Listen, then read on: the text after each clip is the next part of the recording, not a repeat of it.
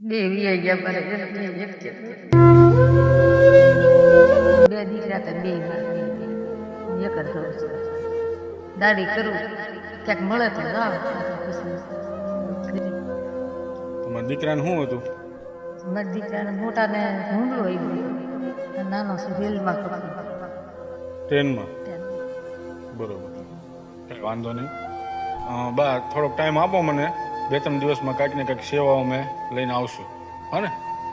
તમારે હવેથી એવું નહીં માનવાનું કે દીકરો નથી. હા, દેવી ગયા પર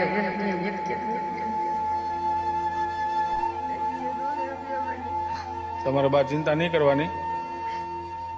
જો ચિંતા નહીં કરવાની, અમે તમારા દીકરા છીએ અને બનતી સેવાઓ અમે કરશું તમને. હા ને?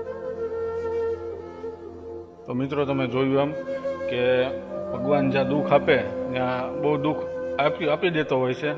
ભગવાને બાને 2 દીકરા આપ્યા હતા, પણ સંજોગોવશ 2 દીકરા અત્યારે દેવલોક પામ્યા છે અને ખૂબ ગંભીર પરિસ્થિતિ છે.